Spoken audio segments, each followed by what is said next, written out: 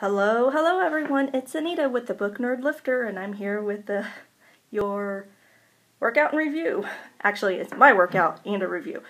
So, yeah, I'm here working out, doing actually pretty well, considering earlier today I had some dental work done. I had to have 2 fillings removed and replaced with new ones. I've been dealing with sensitivity issues anyway, so I still have Novocaine wearing off, half smile thing going on, which is okay.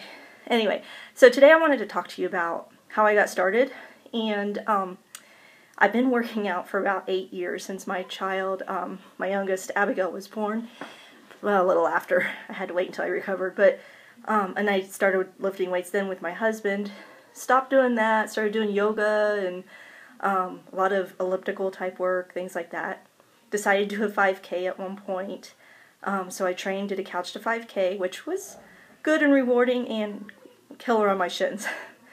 And then a couple years ago, a friend and I got together and we started getting up in the morning and doing Insanity. Let me tell you, Insanity is intense. I was not expecting it, especially after all of I've done, you know, with the yoga and the 5K. I thought, oh, I can handle this, it's going to be a cakewalk. I go in first day, halfway through it, I throw up. Thankfully in her bathroom, not on her floor, but it was still surprised, just shocked me that I couldn't do it to the caliber that I wanted to do it. Eventually, I was able to get through all of the videos, the program, 3-4 times over. And then, when our schedules got sideways, I came home and started working out here in our gym. And I've been doing weights for about, well, this is the 5th month now. And, like I said, I started off with 45 pounds. I've worked my way up.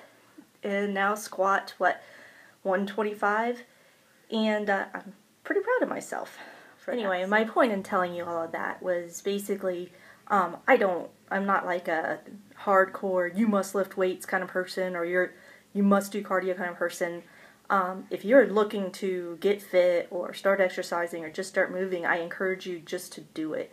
To find something that works for you, set some goals, find a buddy, find somebody who will encourage you and help you and want to work out and get fit with you, and just do it. I mean, if it wasn't for my friend, I probably would have not done anything those few years that I did Insanity or Plyo. And if it wasn't for me setting goals and deciding that I wanted to do this competition, I probably would eventually give up on weightlifting as well. But having a goal or having some kind of destination in mind, I think I mentioned last time, I have no illusions that I'm going to win the strongman competition in my division. I just want to do it to say that I did it. I was able to achieve it. And the same thing when I trained for a 5K, I wanted to be able to say that I ran it. And I'm just not that, I don't have that competitive nature, I guess, is all I'm saying. I just want to encourage anybody who wants to do something, who wants to do something more than sit and read books or watch TV or play on the computer, who is just discouraged. It just one step at a time. Set a goal. There's apps out there on your phone. There's programs. You're on a computer.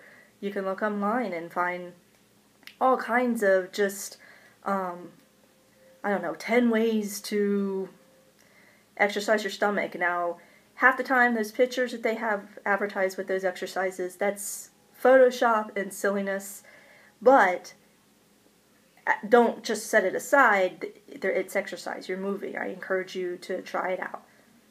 Alright guys, I have just enough time to finish off with a book review. And my question to you is, have you heard of The Sin Eater's Daughter? Much more like a fantasy, it kind of seems like a historical fiction, but I wouldn't even say it's historical, it's just a whole new world. I think it's loosely based off a fairy tale called The Sleeping Prince, but I had never heard of it before today, so maybe not. Anyway, I listened to this on audio at work and finished it in a day and a half because I was listening to an audio at work 8 hours a day. Books go pretty quick that way.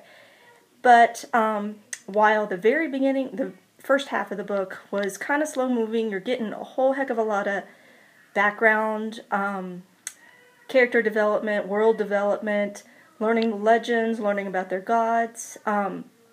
At the end, you just get revelation after revelation, and the story just moves very quickly. The girl, Twyla, she is a god embodied. She is the queen's assassin. So for people who are, what is it called? They, treason. When they commit treason, she uses her to kill them.